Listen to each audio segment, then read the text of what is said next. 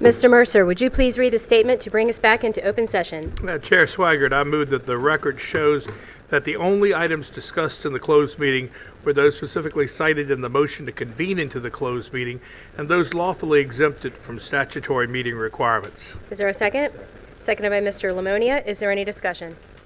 All those in favor, please signify by saying aye. Aye. All opposed? Dr. Smith. Motion carries with all board members present voting yes. Dr. Cotton, do you have items resulting from closed session? Yes, Madam Chair. I have a couple administrative appointments submitted for board approval.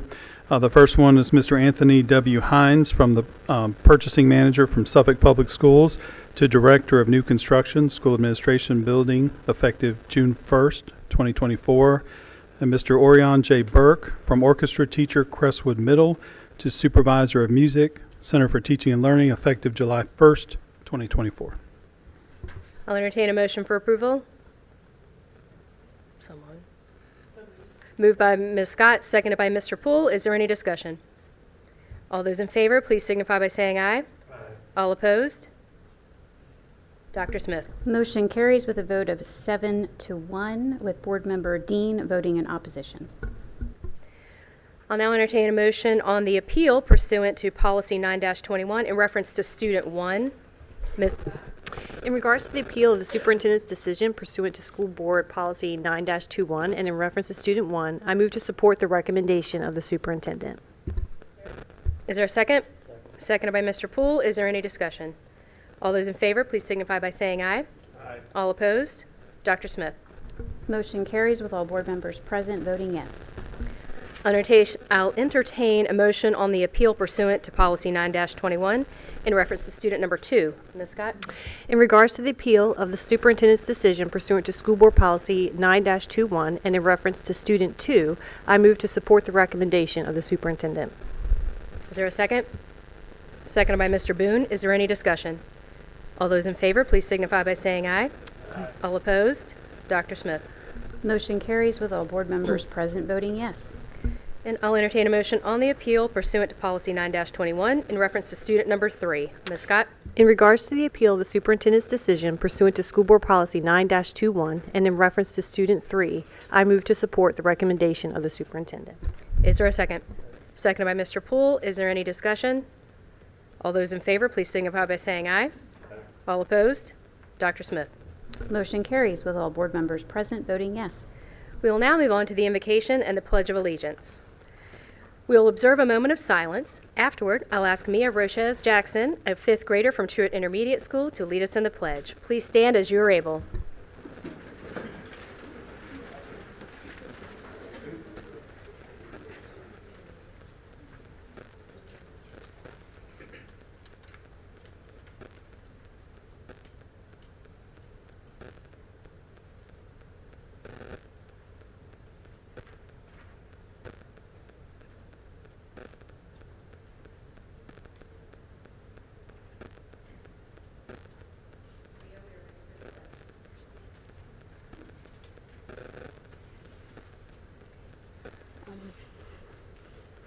I pledge allegiance to the flag of the United States of America and to the republic for which it stands, one nation, under God, indivisible, with liberty and justice for all. Thank you so much, Mia, and your family for joining us tonight. We sure appreciate you being here. We are now moving on to awards and recognitions. The only item on the recognition agenda for the meeting tonight is the VHSL 2023-2024 Winter Chesapeake Champions. Dr. Smith. Thank you, Chair Swigert. We are very excited to be recognizing some of our Winter Chesapeake champions tonight. At this time, I would like to invite Mr. Kevin Cole, our Supervisor of Student Activities and Facility Use, to the podium. He'll be facilitating the awards for these students tonight, and it's my understanding he's also celebrating a birthday. Happy birthday. I'll ask Dr. Cotton and Chair Swigert to meet me at the awards table for this presentation.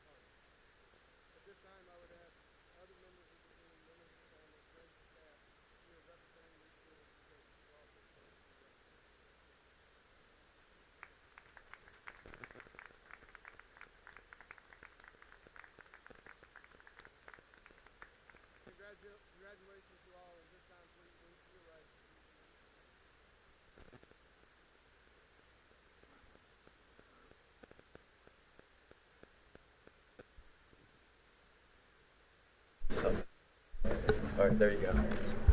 There you go. Thank you. Sorry. It shouldn't even come off, to be honest. Did relax. It should never even go off. Oh, okay. Yeah, so that's weird. It's all good. As long as I ain't got to start over. You had to finish third, the young lady. Chris said she finished second. Okay. Saying just in case you want to. Okay.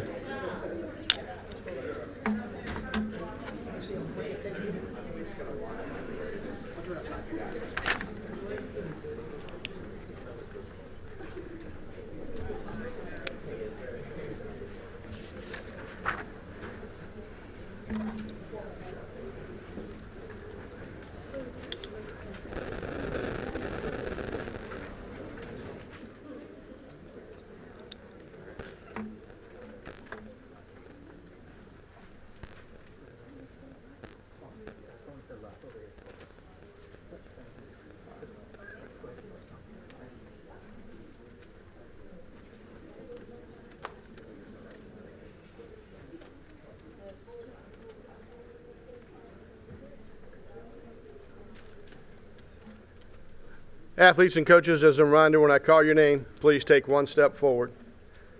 Antonio Smith, James Craig, Micah Hinton, and Coach Yolanda Gaston Golden. These students and coach are from Western Branch High School. What an incredible achievement for the Western Branch High School boys indoor track team. Winning the Virginia High School League Class 6 state championship is a testament to their hard work, dedication, and talent. It's a remarkable accomplishment that reflects the team's commitment to excellence and their ability to perform at the highest level. Chesapeake Public Schools also had a number of outstanding athletes who excelled at the state indoor track competition. Placing in the top 3 in various events at such a high level is a remarkable accomplishment and a testament to the talent, dedication, and hard work of these students and coaches. From Western Branch High School, Antonio Smith. Antonio finished first in the 55-meter hurdles for boys indoor track. James Craig. James finished second in the shot put for boys indoor track. Micah Hinton. Micah finished second in the 55-meter hurdles in boys indoor track. Micah Hinton, Antonio Smith, Jayton Booker, and Kanique Baines. These young men finished third in the 4x4 relay in Class 6, and these students are from Western Branch High School. From Oscar Smith High School, Jamar DeLoach, Jarrell Gaines, Timothy Haynes, and Jayden Koval. These young men are finished first in the 4x2 relay in Class 6. Jamar DeLoach. Jamar finished second in the 55-meter dash in Class 6. Shakayla Lavender. Shakayla finished second in the 55-meter hurdles in Class 6. Ayani Rubottom. Ayani finished third in the 55-meter dash in Class 6, and with them is their coach, Stan Holloway. From Grassfield High School, Garrett Bowe. Garrett finished first in the pole vault in Class 6. Sophie Rambo. Sophie finished first in the 300-meter dash and first in the 500-meter in Class 6. Her time in the 500-meter of 1 minute 11.76 seconds was also a new state record. Caitlin Bullock finished second in the shot put in Class 6, and with these athletes is their coach, Leroy Harper. From Deep Creek High School, Destiny Gatlin. Destiny finished second in the high jump and third in the 55 meters in Class 5. With her is Coach Andre Twine. From Hickory High School, Kerrigan Kimner. Kerrigan finished first in the pole vault in Class 5, and with her is her coach, Judd Sarver. And from Indian River High School, Brianna Selby. Brianna finished first in the 55-meter dash and first in the 300 meters in Class 5, and with her is Coach Katie Whitlock. At this time, I would ask any other members of the team, members of the family, friends, or staff here representing these students to also stand and be recognized.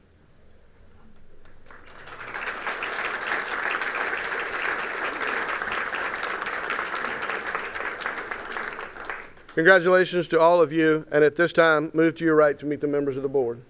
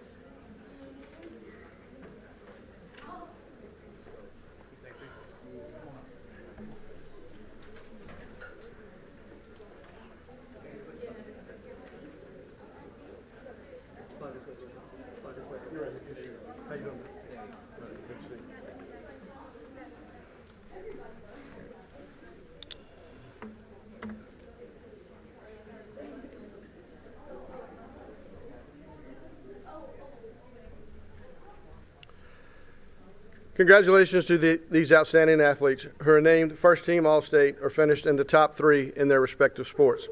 Earning such a prestigious recognition is a testament of their exceptional talent, dedication, and hard work on and off the field. I'm sure these athletes' performances have left a lasting impact on their teams, coaches, and their entire school community. Again, athletes and coaches, when I call your name, please take a step forward. Ulysses Young. Ulysses is from Oscar Smith High School, and Ulysses was selected first team All-State in boys basketball for Class 6. With him is Coach LeVar Griffin. Asia Keel. Asia is from Deep Creek High School, and Asia was selected first team All-State in girls basketball in Class 5. With Asia is Coach William Sutton. Peyton Warman. Peyton is from Hickory High School, and Peyton finished second in the state swim and dive championship in diving in Class 5. With her is Coach Seamus Riley. Reagan Davis. Reagan is from Grassfield High School, and Reagan finished second in the all-around competition in gymnastics for Class 6. And with her is Coach Kelly Williams. At this time, I would ask all other members of the team, members of the families, friends, or staff representing these students and coaches to stand to be recognized.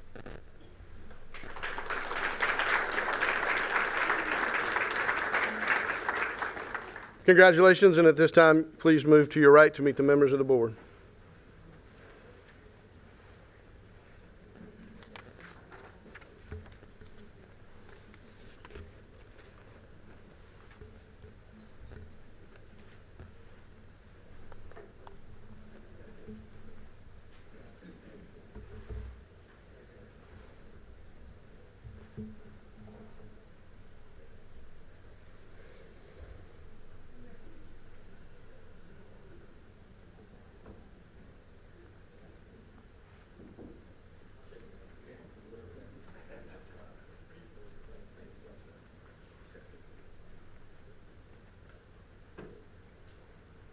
Madam Chair, this concludes my portion of the meeting.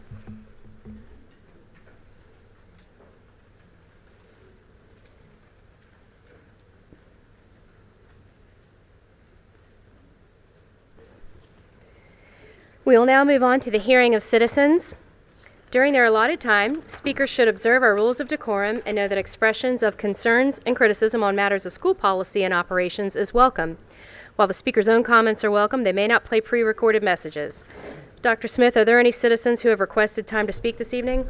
Yes, Chair Swigert, we have 5 citizens signed up to speak under hearing of citizens. I want to thank those speakers who have signed up to address the board this evening. There are 2 ways that citizens can request time to speak at the meeting. They can call the clerk's office before 12 noon the day of the meeting, or sign up to speak prior to the start of the meeting. All in-person requests to speak must be submitted to the deputy clerk 5 minutes prior to the published meeting start time. Each speaker will have 3 minutes to address the board. Once your allotted time is over, we ask that you promptly exit the podium. You may choose to sit in the boardroom if seats are available, but standing or sitting on the floor will not be permitted, and you may not block the exit doors. We would also like to ask that you refrain from any behavior that disrupts the meeting, including the use of profanity, applause, cheering, or jeering. Dr. Smith, please call the first speaker. Thank you, Madam Chair. Speaker number 1 elected not to speak this evening, so speaker number 2, it's your turn at the podium. If you would please state your name and city of residence before you begin.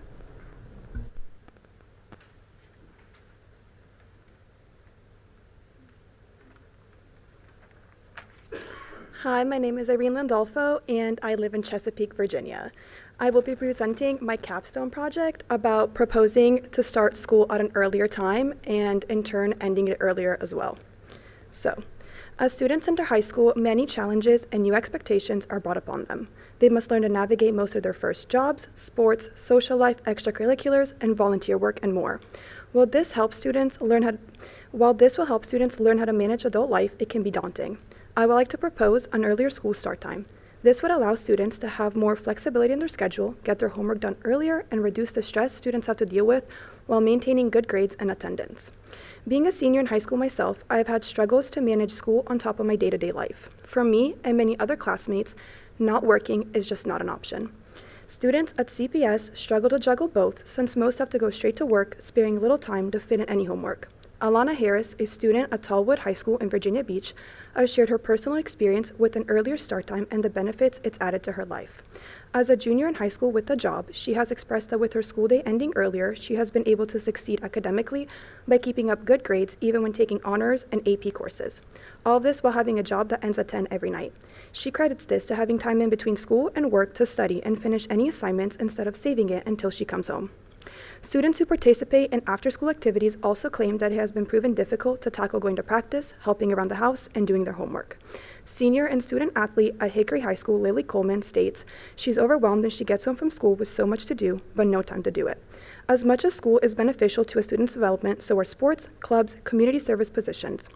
An article written by J.P. Muretta states that sports teach students about discipline, integrity, perseverance, and many other important skills. Sports aren't the only thing that teach students lessons that can be used later in life. According to the Princeton Review, joining a club can benefit students by sharpening their communication skills, promoting creative thinking, and encouraging teamwork. As far as volunteering goes, it teaches new skills or strengthens the ones you already have, provides students with a healthy challenge, and improves social skills in large numbers. Many students feel that by going to school at an earlier time and shifting their schedules forward, more students would be inclined to take on these activities due to having more time on their hands and not feeling reduced to completing their schoolwork at absurd hours due to the lack of time. In conclusion, I propose pushing the school time earlier so that the students can get out earlier as well and have time to complete their assignments and participate in extra activities that would contribute to their growth while having time to socialize. As Allie Richardson reports, more hours in the school day could increase stress and pressure on the students due to an increased workload and a lack of time outside the classroom to complete work. That's it. Speaker number 3, it's your turn at the podium. Please state your name and city of residence before you begin.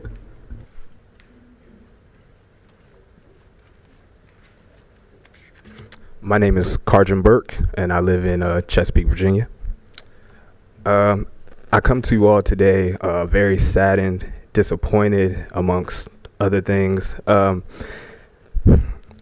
incident had occurred with my daughter, who is a 5th grader at Butts Road Intermediate. She was assaulted on the school bus, but first harassed. The unknown student the unknown student, excuse my nerves, I just get a tad bit worked up reliving it, but I'm sorry. The unknown student called her a black monkey and then spat in her face following. So I get the call from the school assistant principal, Sagendorf. The incident happened January 23rd. I wasn't notified until either the 28th or the 29th the following week as to what had occurred. So I was a little titillated by that. So I asked, could we have a conference to discuss the matter further? So we went to the school. We had a conference with the principal and the assistant principal. They had told me everything that had happened. They said they had seen the videotape and all. They follow that by saying that they're going to suspend the unknown student for an unspecified amount of time. And when he comes back on the bus, I know I got 3 minutes, I gotta hurry this up. When he comes back on the bus, he's gonna sit in the first seat. That discipline is not appropriate for the crime of assaulting my daughter. It's just not. And I expressed my concerns, but they went null and void. So between the days, I had sent emails to OSCS, I believe. My acronyms might be a little off, but to Dr. Rudis. And I sent another email, which was responded to by Miss Fortune. I don't know if you all know her, but Miss Fortune, in regards to the matter. And in those days, my daughter, she loves school. That's one of her joys when she gets up, but she repeated to me and told me that she didn't want to go to school. She practically begged me, but you know, I had to motivate her to don't let that get in the way. Let us handle it. You just worry about that. It was even up to the point where she expressed to her assistant principal she didn't even want to be herself anymore by saying she didn't even want to be black anymore. So Hearing that crushed me. So I went back up to the school to try to do what I can to try to make this all make sense for the safety of my daughter. I talked to the resource officer there on scene, broke down the entire situation all over again. Is that my time? Okay. Well, thank you all for listening to me. Speaker number 4, it's your turn at the podium. Please state your name and city of residence before you begin.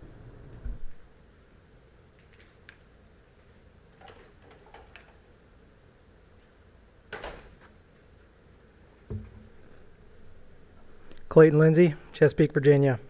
Members of the board, I'm an active duty Navy SEAL, developer of next generation firearms. This is my profession, a duty I hold dear to the country I love. But beyond that, I'm a father.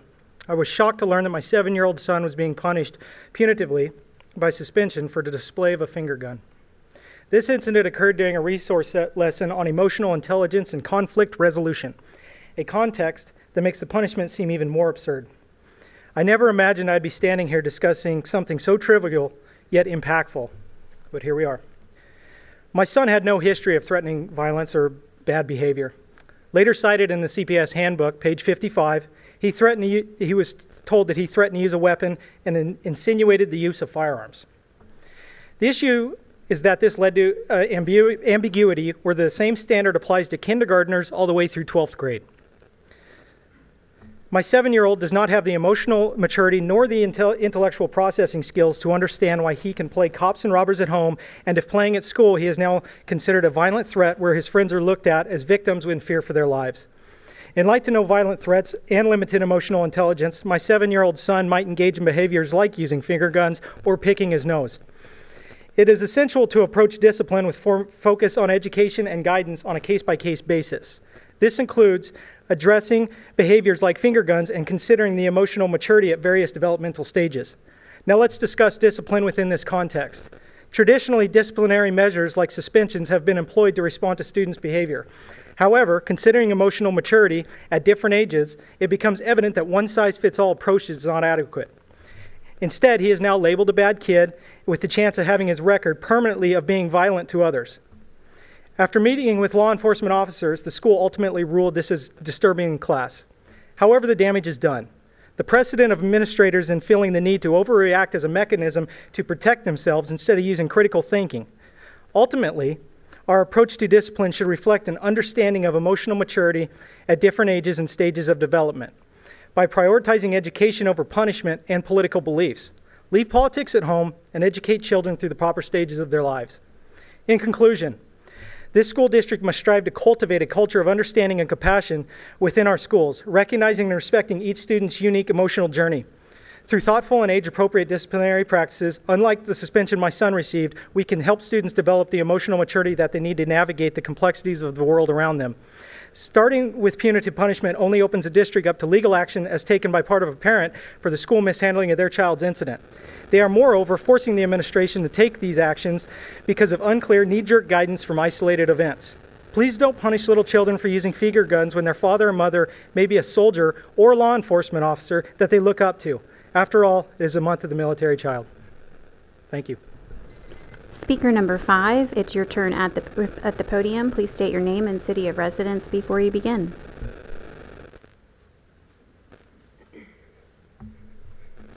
Hi, my name is Elizabeth Lindsay, and I am a resident of Chesapeake, Virginia. Good evening. I am also here to represent my son. As you heard my husband say, our son was initially given an in-school suspension for using a finger gun to point at his friend, which resulted in a threat assessment where statements were taken from his victims, administration's words, not mine, and the SRO was called in to assess his threat. While I am confidently for having an SRO, armed guards, and more to ensure our students' safety, I am also a rational parent who takes nuance and circumstance into account before punishment. I understand that any conversation around guns and violence is at a fever pitch due to repeated violent attacks in schools. However, I seek to draw the line when we go too far in the name of public safety. During the pandemic, we saw children cloistered away in homes, deprived of meaningful community and education, all in the name of public safety. We have since learned the error of our ways. Now we are continuing to do the same thing at kids' expense. My son is a rough and tumble little boy. However, he is the square peg trying to fit into the round hole at school. Gone are the days of long recesses and imaginative play. Now instead are Chromebooks, SOLs, and a low threshold for a display of energy in the youngest of our students. We have set up the standards in such a way that there is no room for kids to be kids. Our son, who has no history of violence or threatening behavior, displayed the finger gun sign, and even though he said nothing threatening, he was pulled out of class, never once reminded of the rules, and given in-school suspension. While the ISS was later downgraded after the threat assessment was deemed unfounded, the damage to our son was done. He was still pulled out of class. He was still made to sit alone in his own classroom with his peers jeering at him, and he was still made to feel like he was a bad boy. We are not arguing that he gestured with a finger gun. We are simply pointing out that instead of conflict resolution being demonstrated in the classroom, instead of being reminded of school rules at 7, he was initially punished to the fullest extent with a permanent blemish on his record. Where was the nuanced, sensible approach for a 7-year-old? When we teach about First Amendment rights, we don't simply say anything goes, no limits. We teach the left and right boundaries. We teach them what is appropriate and when it can land you in hot water. However, when it comes to the Second Amendment, we shy away from conversations around guns. We demonize any mention of it, any gesture. We do not even allow for conversation around the appropriate uses versus inappropriate uses. Cases like our son's are happening nationwide. Please Google it. Prior to the 1970s, it was unheard of to have gun violence in schools. Yet kids went shooting and hunting. They played cops and robbers. They went to war at young ages. They emulated the heroic actions of our police officers and military members. In the 1970s, though, we began the moral decline of America and has moved at warp speed to a victim-obsessed society scared of their own shadows and has stripped common sense out of communities. Our schools are now feeling the ramifications and shouldering that moral burden. But we've gone too far. We can't even make a finger gun gesture in the first grade without getting suspended without context. My ask is simple. Reevaluate the CPS handbook to sensibly approach discipline for our youngest students. In fact, finger guns are not once mentioned in it. Thank you. This concludes our speakers for this evening. Thank you for sharing your comments. Our practice is to receive information. However, we do not usually engage in dialogue, and that is our intent tonight. If appropriate and not already provided, someone from the superintendent's staff will evaluate your concern and provide a response. We will now move on to the consent agenda. I'll entertain a motion made by Mr. Mercer. Is there a second? Seconded by Mr. Lamonia. Is there any discussion? All those in favor, please signify by saying aye. Aye. All opposed? Dr. Smith. Motion carries with all board members present voting yes. Moving on to the information agenda. The only item tonight is the monthly financial report. Ms. Glide. Good evening. The agenda packet this evening includes the interim financial report and memo for March 2024. A total revenue of $51 million was received during the reporting period. These funds consist of $28.5 million from the state, $22.4 million from the city, and the remaining from federal and other local funds. Federal revenues continue to offset budget shortfalls in the state revenues. And for expenditures remain tight as costs continue to be impacted by inflation, and we will continue to monitor expenses through the end of the fiscal year. Thank you.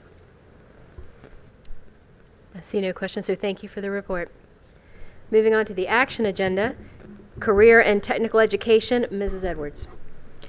Good evening. I'm excited to invite Dr. Amina Helmer to the podium. She is our program administrator for career and technical education, and she's going to give you an update on our Carl Perkins grant, which is the source of a lot of our CTE funding, and provide you with an update of some exciting CTE initiatives. Thank you for being here tonight. Thank you.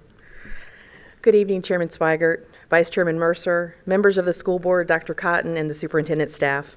I come before you this evening to share our annual Carl Perkins local plan and budget for the 24-25 school year. This grant provides funds to support increased learning access to high-quality CTE programs for all students. As we look forward, we'd like to highlight some areas of growth during this past school year. During the 23-24 school year, we were able to expand many exciting CTE opportunities for our students and teachers. We kicked off the school year with our second professional development conference for CTE teachers from across the district during preschool week. Through the conference format, CTE teachers participated in sessions of their choice related to topics in all areas of CTE. This conference format will continue as an annual professional development opportunity for our teachers. The Take a Peek Job Shadowing Day and WOW Career Expo were even better in year 2. Over 150 students participated in job shadowing experiences with over 35 local businesses and City of Chesapeake offices. Every 8th grade student in Chesapeake attended the WOW Hands-On Career Expo at Tidewater Community College. The success of this annual event can be contributed to the wonderful partnership between CTE, the City of Chesapeake, Dollar Bank, and the Hampton Roads Workforce Council. We are actively planning next year's school event scheduled for October 22nd and 23rd at the Chesapeake Conference Center. Through the partnership with EVMS, we currently have 22 students enrolled in the Health Sciences Academy at EVMS, which allows high school students to explore diverse career paths in healthcare. The academy includes lectures, workshops, and hands-on activities and culminates with a capstone project. We recently selected the next cohort of 24 students to participate in this tuition-free enrichment program that will also include dual enrollment opportunities. If you recall, last year we partnered with VMask for a Maritimes Trade Magnet program where they donated equipment including CNC mills, 3D printers, programmable robots for electronics and manufacturing students at all 3 of our high schools. This year, we will be able to expand this program using the Perkins funds to our 4 remaining high schools. We're happy to share that now the maritime equipment is currently available to students at all 7 high schools. Finally, the annual Career Signing Day continues to grow. We have doubled the number of students receiving employment offers directly out of high school. Last June, we recognized 70 students going directly into the workforce out of high school with approximately 30 different employers in our community. We consistently seek opportunities to expand course offerings to our students. At the Career Center, we offered 3 new courses this year: Medical Lab Technician, Building Trades, and Precision Machining, which is a dual enrollment offering at TCC. Additionally, we added 3 new course offerings at all of our high schools: Introduction to Cybersecurity, Introduction to Information Technology, and Sports Marketing. All of these new course offerings have sparked high student interest, and we look forward to these opportunities to continue to expand.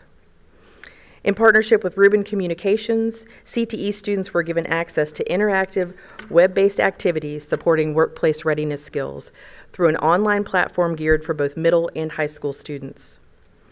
Additionally, the implementation of Stukent, an online platform providing simulations in business and marketing classes for high school students, supports our digital, sports marketing classes, and economics and personal finance. Both platforms will continue to be available next school year. And finally, we're happy to announce that we expanded 40 additional seats at our specialized academies. This expansion allows a total of 100 new students annually to enroll in CTE courses offered at both the STEM and Science and Medicine academies. The success of these initiatives are greatly due to the funds we receive from the Carl Perkins Grant.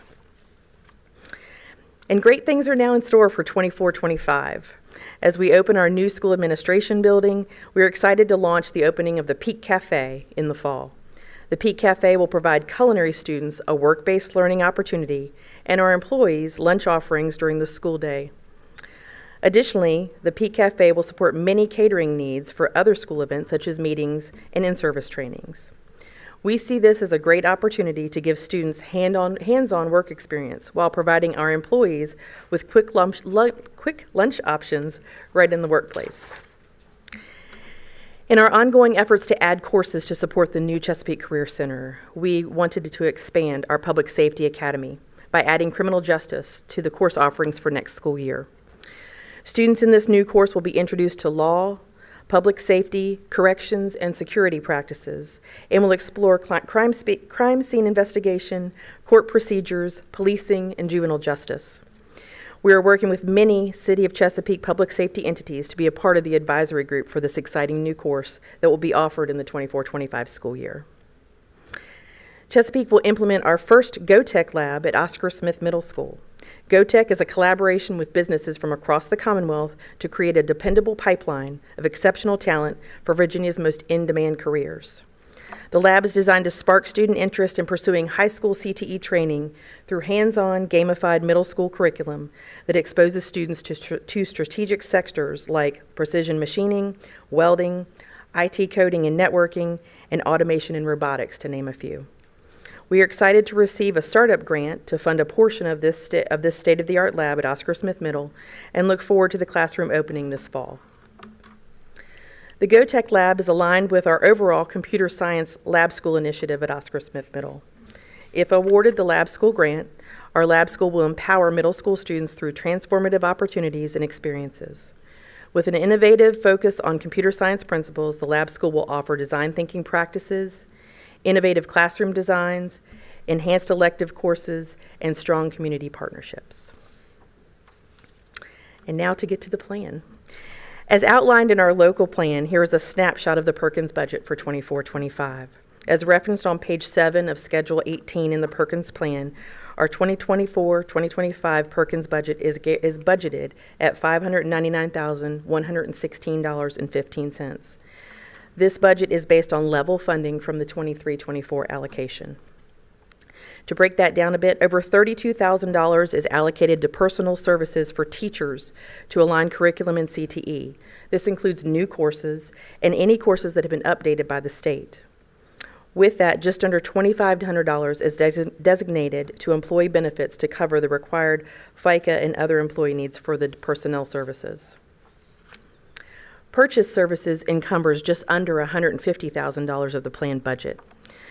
This line includes affiliation fees for our 2 Project Lead the Way programs, but at Deep Creek High School Science and Medicine and at Grassfield High School STEM, as well as our virtual frame network that provides students and teachers 24/7 access to industry standard software in specific CTE classes, with software including Autodesk, Adobe, and Microsoft products, just to name a few.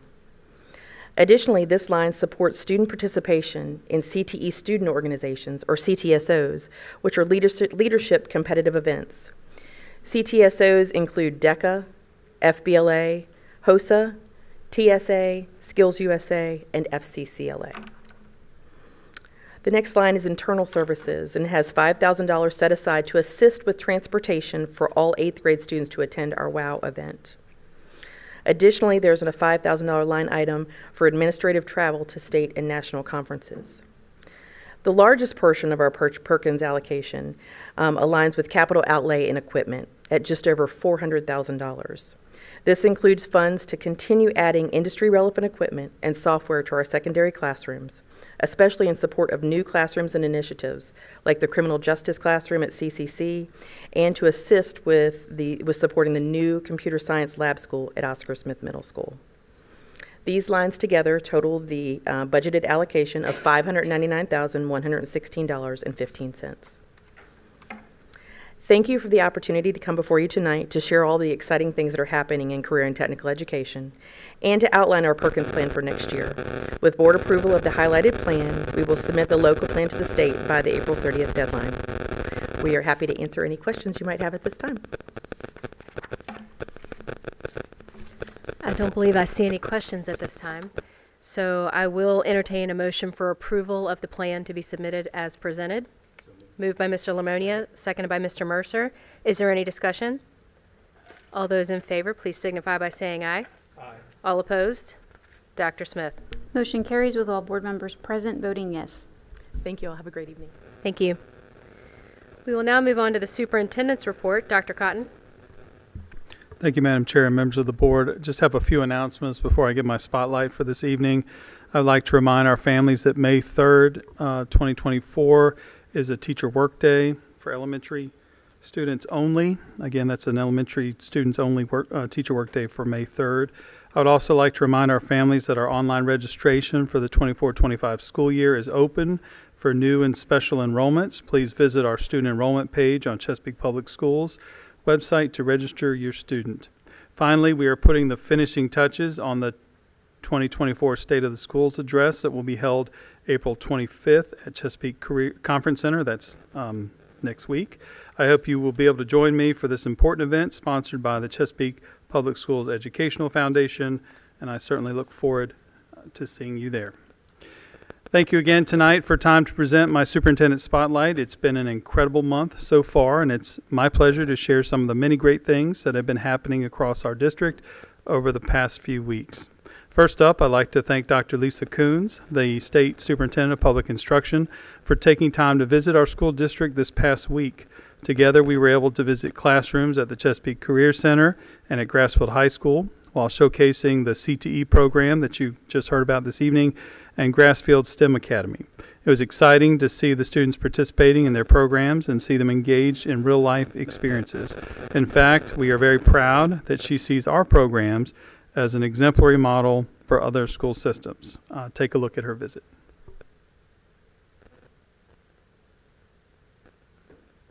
Virginia Superintendent is in town touring the Chesapeake Career Center, telling your side's Raven Payne it's like with the work being done to put students on the fast track to success. With so many people in the country struggling to find jobs, the Chesapeake Career Center wants to make sure to give their students a leg up.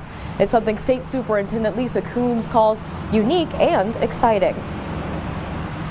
Wednesday afternoon, State Superintendent Lisa Coons getting to see everything the Chesapeake Career Center offers. We met students who will be working on alternative opportunities, not necessarily traditional pathways such as welding, but also serving in the service industry. The high school helps foster young students' future careers, giving them opportunities to develop skills in many fields. Many of these students already have internships, apprenticeships, and even have jobs lined up after graduation.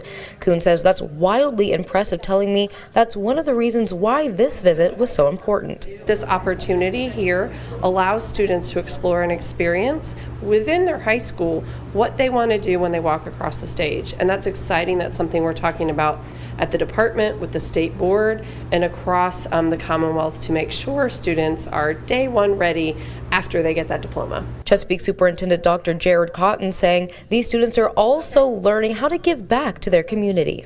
So not only are they learning about the skill that will lead to a career, but they're also helping others in our community. And I think that really, no matter what path they choose, leaves them with such important skills to be successful in life. Coons says many other schools in the state could benefit from following in the steps of the Chesapeake Career Center. I think it's important that this model be spread. I think there are unique opportunities that Dr. Cotton has developed with his team for the students in Chesapeake that we need to have other schools see and see the possibilities and be able to make sure every child across the Commonwealth has the same opportunities as Chesapeake. And Superintendent Dr. Cotton adds a new building and criminal justice course will be coming soon to the school. In Chesapeake, Raven Payne, till on your side. You see, we certainly enjoyed her visit, and we're talking up our plans for hopefully a new building in the future. As you know, we've been talking about quite a bit. With that, we'd also like to acknowledge that we celebrated National Assistant Principals Appreciation Week recently. Our school district has so many amazing building administrators, and we were happy to be able to recognize our awesome assistant principals and show how appreciative we are for all that they do for our students and community. Students at our schools were very creative in finding thoughtful ways to show their love for their assistant principals, and it was exciting to see all of the things they came up with. Another great partnership also took place recently when fourth grade students from Great Bridge Intermediate and one student from Chittum Elementary were invited to the NAS Oceana actually on site to help announce the theme and the schedule for the next Oceana Air Show this fall.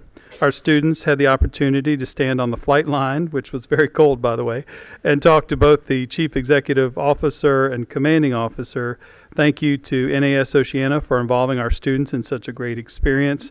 We are so excited that all of our fifth graders, now this is the first time that all of our fifth grade students will be attending next fall. So we are extra excited, and they will be able to attend the Oceana Air Show, STEM Day, and of course, that's going to be quite the logistical challenge for us, but we're up for the challenge, and we're very excited about this event. We also had the opportunity to recognize some outstanding employees who truly help our district operate effectively and efficiently. Our warehouse and logistical services team are unsung heroes within our school district.